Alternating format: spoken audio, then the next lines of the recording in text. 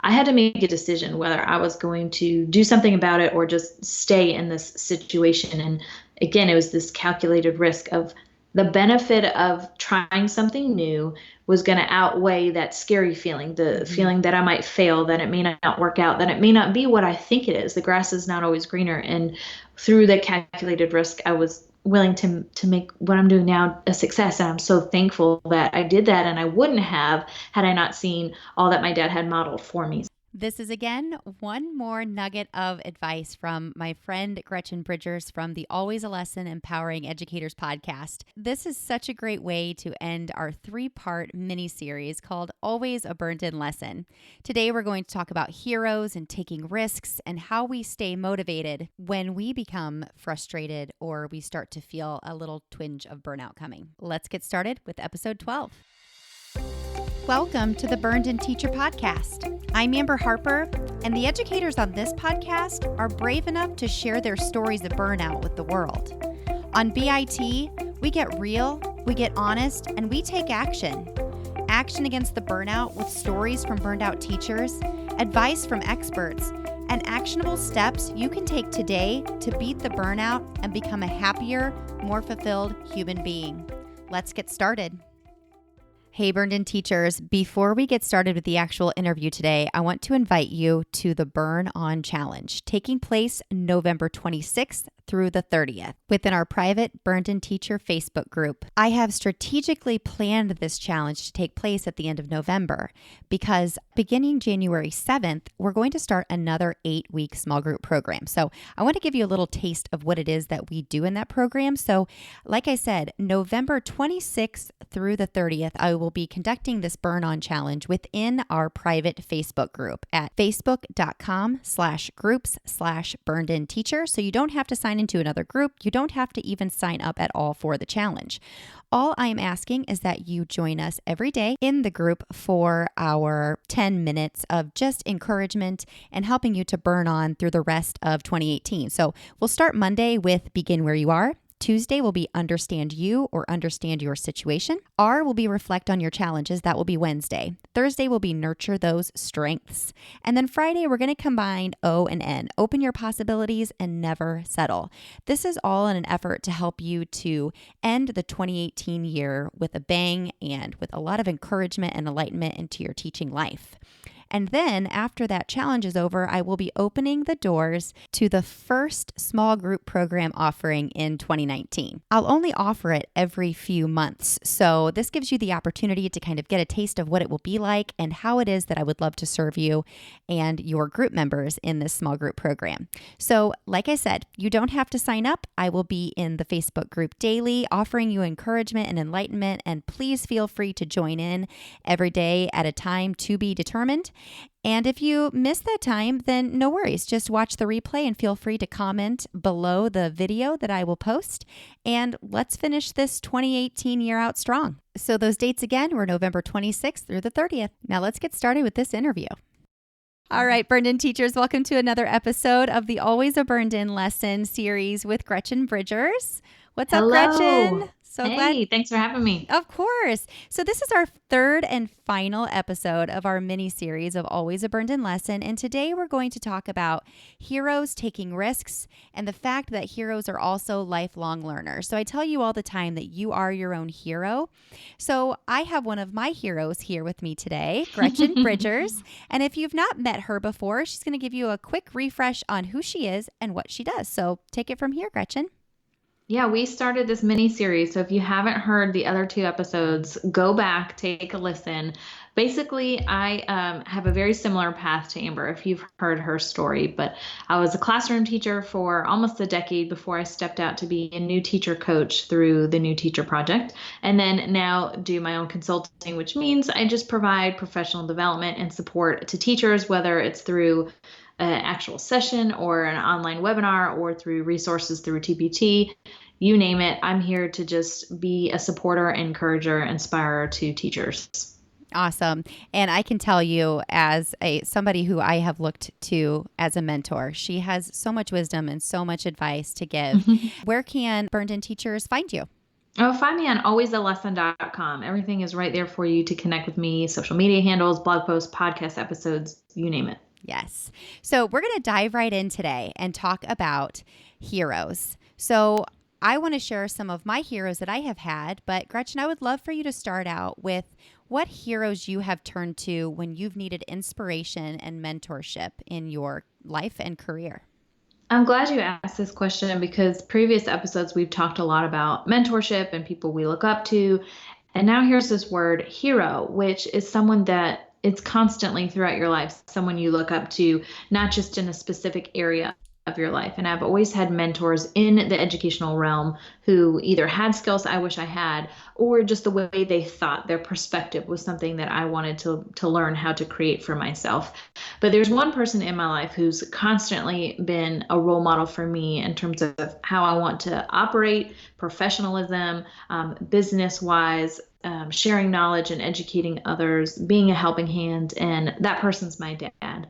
And I know that's kind of corny. Everyone's like, oh, my parents are the best. And, I should probably have someone that is out in the educational field. But honestly, even though he has been extremely successful in business, a lot of what I've learned from him applies to what I do in my daily life and what I did in the classroom. And he just always reminds me through his behaviors is you just are your own advocate for being the hero of your own life. And he has a path that is unlike the norm in terms of, I don't know if I have shared this with you before, Amber, but he is the youngest in his family. His older brother, school came really easy. He was someone that was compliant with classroom behaviors, and my dad was different. He was just as smart, but wasn't necessarily the one that wanted to study really hard and get the top grade. He wasn't motivated by that. He wanted to do just enough to get by, so he could go do his own thing. He was always this creative spirit, like, okay, I did what you asked me to do. Now let me go do this. And I think there was always conflict because the brother would always behave. My dad did not. He acted up because he was not stimulated. And so he eventually had to say, how do I adhere to these boundaries, but still be true to myself? And I think that was really his lifelong lesson for himself. And as he went through his business life and climbed the corporate ladder, he eventually became his own boss and was able to leave Pepsi and create his own consulting firm. And now he's able to make his own decisions and kind of be that person he always was. And I admire them about him because I know there's lots of teachers who feel so confined in our educational system. And I know I was one of them that felt I couldn't be creative because I had to teach to the test and I had to use this curriculum. And none of that really helped me develop as a teacher. I just felt like I was getting worse by being held down. And so I always looked to him to say, how did you break past those barriers? How are you able to do what you had to do, but could still honor yourself? And he would always remind me, just dream big enough. What is it you want to accomplish for yourself? And you got to plan your steps backwards to get there. He knew he wanted to be on his own one day. He figured, okay, I have to be able to make this certain amount to provide for my family. I need these different skill sets to be able to manage my own company. And he really was able to break that goal down. And in addition to that, something that my mother fears very much about him is he's a risk taker, but he's a calculated risk taker. So he thinks it through, but then he's willing to jump. And for me, I knew there was a part, if you listen to kind of my burnout from last episode, I had to make a decision whether I was going to do something about it or just stay in this situation. And again, it was this calculated risk of the benefit of trying something new was going to outweigh that scary feeling, the feeling that I might fail, that it may not work out, that it may not be what I think it is. The grass is not always greener. And through that calculated risk, I was willing to make what I'm doing now a success. And I'm so thankful that I did that. And I wouldn't have had I not seen all that my dad had modeled for me. So a long story short, he is someone who I watch and not just listen to for advice and inspiration, but I've watched the decisions he makes and how he operates in it. It's really inspiring to me. And I try to apply what he's done either in the classroom or in my partnerships with teachers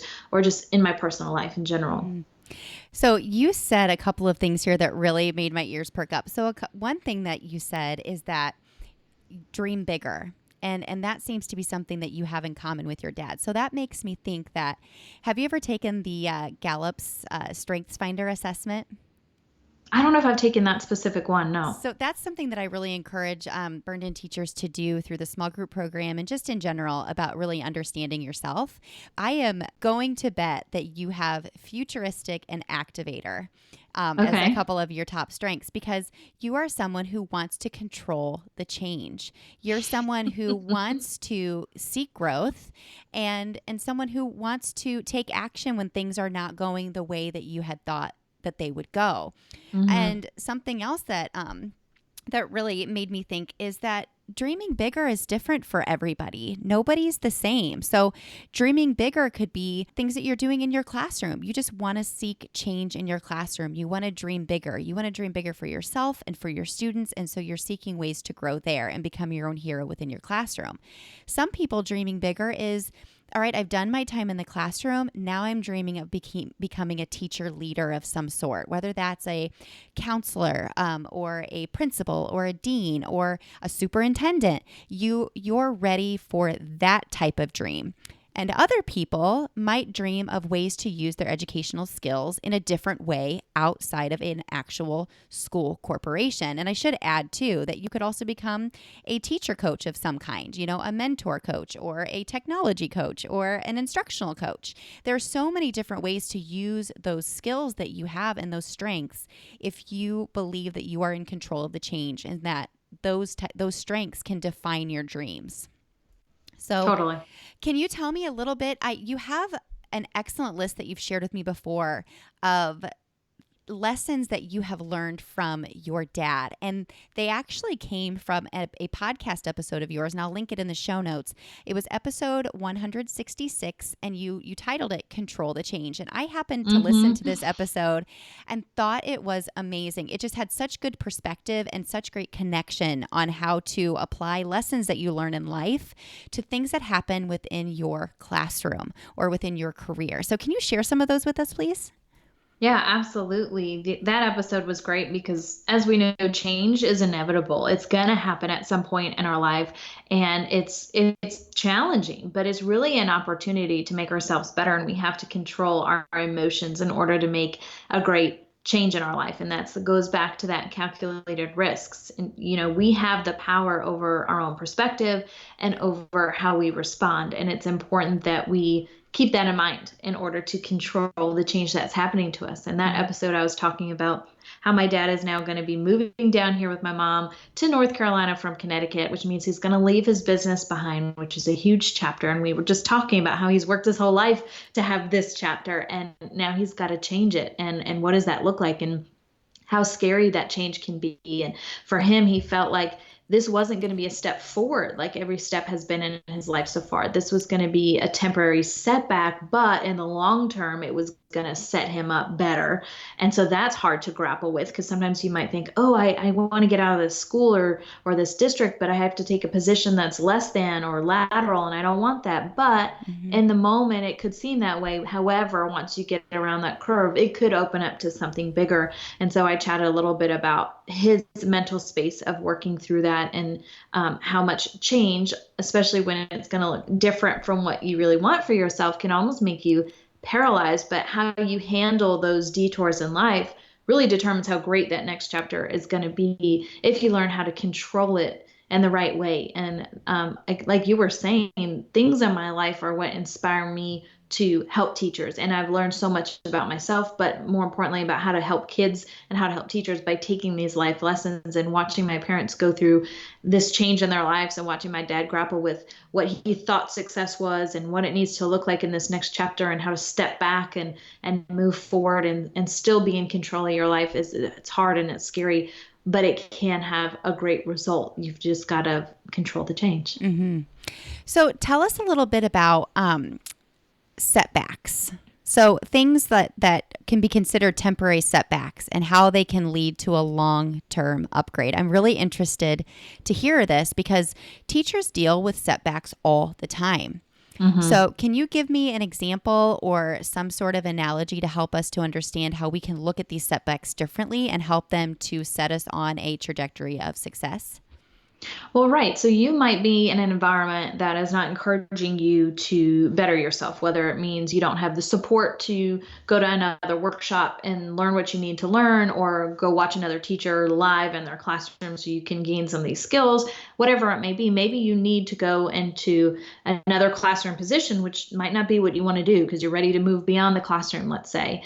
But being in a different school with a different leadership potential allows you, yeah, maybe that 1 year you have to stick it out and take a classroom position, but that might open it up to now you're the leader of your team. Now you're creating professional development for the school, or now you're traveling to other schools to help mentor teachers, whatever it is. Sometimes what you have to do to get there might look like you're downgrading your potential. Like, no, I'm ready to move forward. I want to be a leader now, but you might not be able to be a leader now in this specific circumstance. You might have to make a lateral move to do something else. And so that's why I kind of call it a setback, is you're feeling like you're losing time and you're losing ground. And yes, that's happening in the short term, but long term, you're in a better spot now for the things you do want to come your way. So you have to think about, all right, if this is your goal, how are you going to get there? And is your current environment supporting you to get there? Because if it's not, that's where you change lanes, and Mm-hmm. sometimes you have to go backwards. And that's why I call it a setback. But remember, it's only temporary.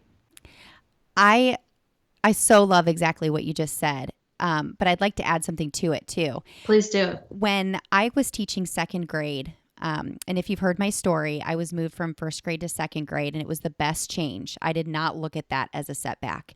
It put me with a group of people that I got along with so well. We were like family, we were friends, we hung out outside of school. It was excellent. And then I was told, not asked, I was told that I was moving to third grade after 2 years in second grade. And I was devastated. I had a terrible mindset about it. I looked at it as a setback.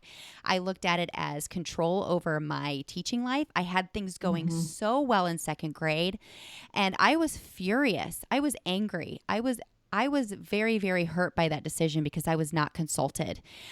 But it turned out that it opened up opportunities for me to become a teacher leader, which is something that I didn't really know that I wanted to do, but it happened. And it didn't just fall in my lap. I expressed interest in it to be the team leader when I was in third grade.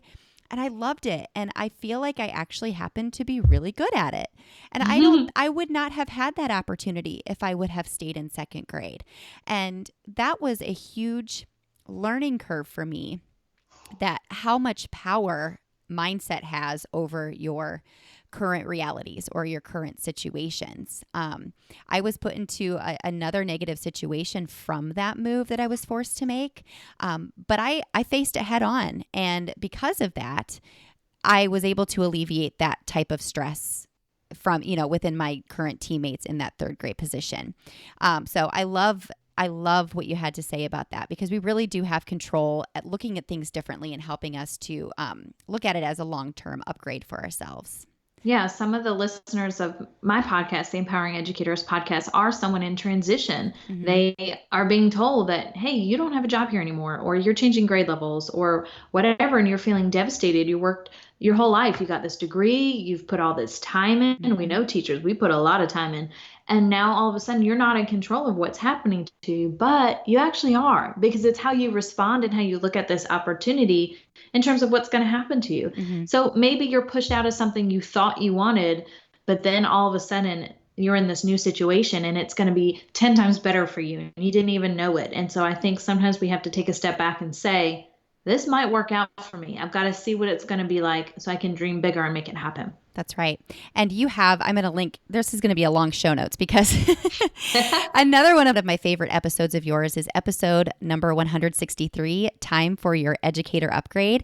And I just, again, Gretchen, I've said this to you before, and it all started with something you said to me, is that you read what you need to read when you need to read it, or you hear what you need to hear. And that was something, I was actually in the middle of creating a blog post, and then I happened to listen to this episode. And this is when I really was encouraged to reach out to you.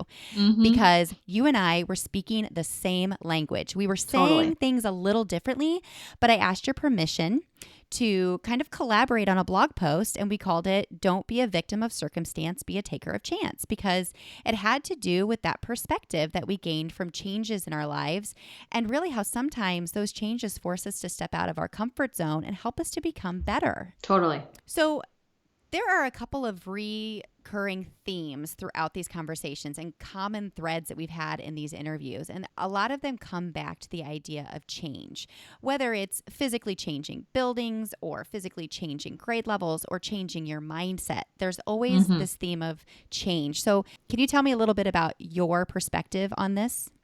Yeah, absolutely. So we were just talking about control the change, and now we're talking about it's time for your educator upgrade. And what these things are saying is you are in control of what happens. Something might occur to you that makes you have a reaction, and you might not have asked for that, might not have been ideal, but how you move forward from that is what you control. And it's allowing you to better yourself, which is the upgrade part. And what's so fantastic about education is even if you have to take a completely irrelevant job just to make ends meet in the moment, there are so many skills that you have as an educator that can apply to a million other situations or job titles, or even within education. There are things as a classroom teacher like time management. Holy cow, that's a huge skill that can be used in other areas of your life. And so I don't want people to feel like I've invested all this time, I'm going in this one route, this one direction, and all of a sudden I'm forced to take this other road and I have zero skills on this road. I don't know what I'm doing. I'm starting over. I'm taking so many steps back. But you're not. You have all these tools in your tool belt. You're going to use them differently in your new environment, but you've got them. So don't feel like you're dumping out your tool belt to start over. It's just a change of direction, and you are in charge of how you handle it and what you do with it. And you can still upgrade and have a better life than you've even envisioned. That's that dream bigger portion. And it's a way for you to help other people. You've earned your stripes. Every battle you've gone through has set you up for this opportunity. And so you feel like it's a setback. You feel like you're going backwards. You feel like you're going in the wrong direction, or it's not what you want for your life.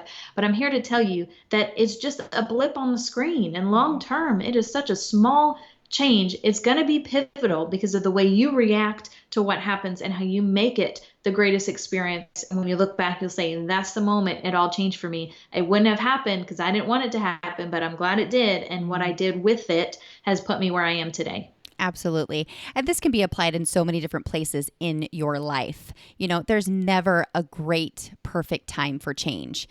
Starting a family, meeting the love of your life, you know, having to make a move, you know, something happening in your life that you have no control of. You know, it all comes back on your perspective and how you choose to address those situations. So I had someone, I have such a strong connection to this. I was doing a workshop about burned-in teacher and the whole 8 steps. And somebody came to the workshop and they said, I'm not burned out yet, but I just wanted to come to this workshop so I know what to look for. I know I don't want to be in the classroom forever. I want to stay in education.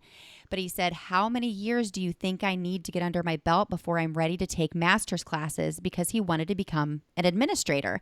But he said, I just don't feel like I'm ready yet. When is it okay? It was almost like he was asking my permission. And he said, when is it okay for me to make those plans? And I said, I think you need to rethink the things that you're saying. Because I said, who is telling you that you have to have a certain amount of years under your belt to become an administrator? Right. Who is telling you when it's okay for you to begin taking those classes? Who makes those rules? And it wasn't a rhetorical question. I really was curious about who had told him those things. And he said, well, no one. And I said, well, then why are you asking for my permission on when those things should happen? And so our conversation went deeper and deeper. And finally, it came down to, he said he actually wasn't ready to take classes yet. He was getting ready to have a brand new baby, and he just felt like it was going to add a load of stress to his life. And I said, well, if you're not burned out of the classroom, I said, that's excellent. I said, use that as momentum to continue to grow and get better. Totally. I said, but also plan ahead. You having a new baby, it's not an excuse for you to stop living your career dreams. So you don't have to take on a full load of classes. You can take one class at a time, and it could really become a reprieve from the stress of fatherhood. It's right. Very, you know this, Gretchen, you're going through it right now. You know, sometimes those things that could be looked at as extra stressful, like taking a class, can actually be a really great outlet. So it just had to do with helping him to help him to understand that you can find your own path. You can set your own goals. You can make your own rules. You're the person who determines what is right for you. And sometimes it's not always exactly when, but what you're going to make out of it. Amen.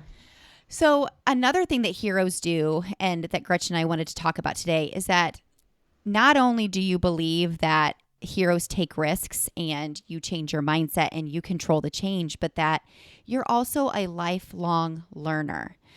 And this doesn't have to be always learning about a specific school associated topic, but you're always seeking learning about yourself, learning about something that just ignites you. But we also sometimes have to have some heroes in this path as well. So do you have anyone who has influenced you to take action and change the trajectory of your life and helped you to become a lifelong learner, Gretchen? Yes, and thank goodness. So when I was back in my seasons of burnout, we talked about that in one of our series episodes here, is that I felt I was around all these teachers in my building who weren't on fire for education. They were negative Nancy's, as I called them, and it was starting to weigh on me. I started to act like they were acting and talk like how they were talking, and it was affecting my belief system. It affected my perspective. It affected my performance. I wasn't being my best self for my kids, and that wasn't okay. And my district came out with what was called this Twitter chat. And I'm like, well, I'm on Twitter, but I don't really use it, don't even know how to use it, which I hear from a lot of educators. And they said, well, it happens at this time at 8 o'clock on Wednesdays, and we'd love for you to be part of it. I'm like, okay, so what do I do? I said, well, we'll just shout out questions on Twitter and you can sit at home and you can reply to them. And you just have to use this specific hashtag so anyone can watch that you're part of the conversation. I'm like, well, that's awesome. And lo and behold, I became a Twitter chat fanatic. Like, loved it, was on all sorts of different topics. Every night of the week, I had a Twitter chat I was involved with. And I fell in love with it. I eventually started leading it for the district. And it was because of that opportunity that I found my tribe. I found people who loved learning. They loved education. They were on fire for education. They weren't always in a building like mine that might have been a little bit more negative, but some were. But because coming together on Twitter, we were able to help each other get past those boundaries and dream bigger and get excited for different things we could do in the classroom and talk about some of the issues we were facing, some of those hurdles and obstacles we had to work past. And I got so many more ideas, and I just loved my job because of these people I'd never met, but who I connected with through Twitter. And one of my favorite chats was hashtag personalized PD. And then there was hashtag educoach. And educoach was for all coaches, which, as you know, I was a new teacher coach at the time. And so this was like, oh, my people, right? We're all going through the same thing. I needed that camaraderie. And then personalized PD is just my belief system on how teachers should take control. We keep talking about that again. Take control of what we want to learn about and say, this is a deficit in my tool belt, and I want to be able to figure out how I can become an expert and gain expertise, and I want to collaborate with people who do it well. And so those two chats really helped me. So if anyone is wondering, like, okay, I don't know, I have Twitter, I don't know what it is, how to use it, but you've kind of encouraged me to check it out. There is a how-to post on alwaysalesson.com. Just type in Twitter chats, and we'll even link it up here in the show notes for this episode, but it'll walk you through how to do it. And you and I joke, you could be a lurker, and in these chats, you don't actually have to even respond or participate. If you just want to see what it's going on, what it's like, it doesn't actually show that, you're sitting there staring at your screen. So it's a safe way to just put your toe in the water to see if you like it. But you will find people on there that you're like, wow, they're doing amazing things in their classroom. I can't wait to get to know them more and find out how I can be part of it. But it's just connecting with educators who are positive, they love education, and their attitude encourages me. I love it. It's so true. And Twitter chats are just, again, sometimes you just go with the way you feel. You either feel like participating, or maybe you look at it as just a learning opportunity, something that maybe it doesn't affect you directly, but it could just be something, again, that you can put back in your toolbox in case you need that information. I had a Twitter account for probably 6 months to a year that I didn't even use because, again, like you just said, I didn't know how, and it wasn't something that I was really pressed to learn about. So that spring that I went to the Franklin EdTech Team Google Summit, I went to a session about Twitter because I was I was really just curious about it. How is this really going to change my teaching life? And the way that he had titled the session was really intriguing. So Dave Hotler taught me all the things about hashtags and handles, and he mentioned Twitter chats. Those were a little above my head at that point, but that's where I started, and it really helped me to make a connection with those mentors and those PLNs that we talk about so much. Basically, for me, what motivates me to continue helping teachers is whatever I wish I had as a teacher, I create it. So whether it's a webinar or a resource for a classroom, I'm like, okay, if I needed it at one point, I'm going to make it so it can help somebody else. And it just is almost therapeutic for me because it helps me get over some of my own hurdles. And I love my PLN. It's started now spilling over into Voxer, which is a great app. It's a walkie-talkie app, and we're able to have group conversations on there similar to a Twitter chat and talk about certain topics. They're my accountability partners, making sure I'm doing everything that I say I want to accomplish in my personal life and professional life.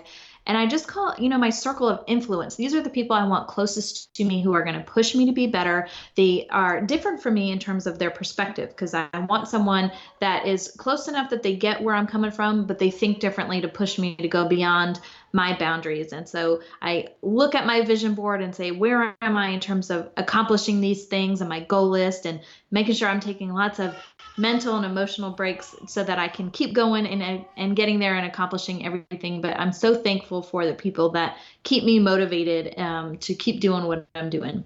Awesome. And of course, we're going to link all of your resources to the bottom of this episode.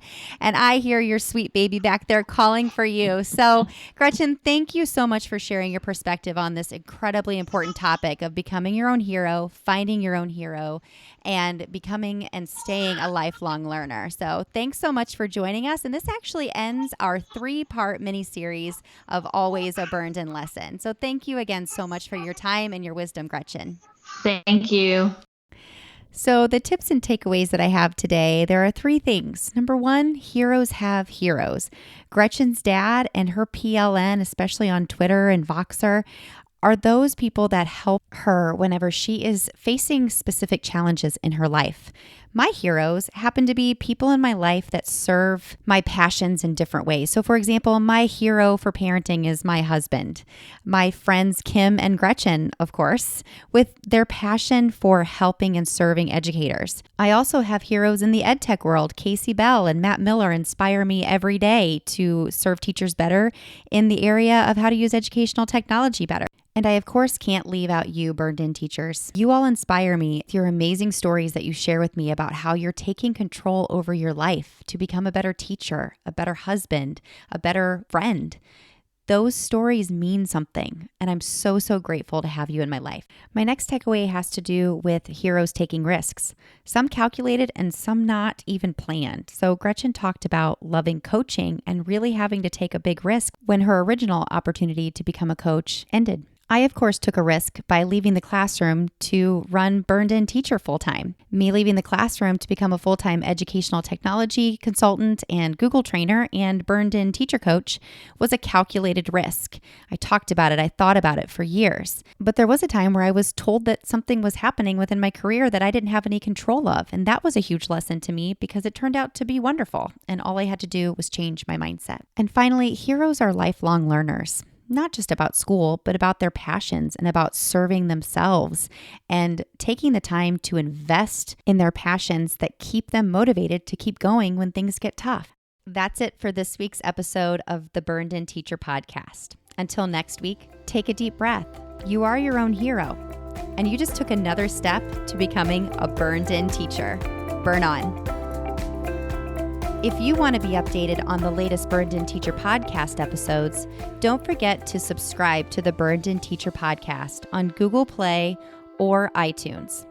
Also, please consider leaving a review and leave a rating so that other teachers who are feeling the burnout can find this podcast to help them feel supported as they continue their journey out of burnout. Thanks so much.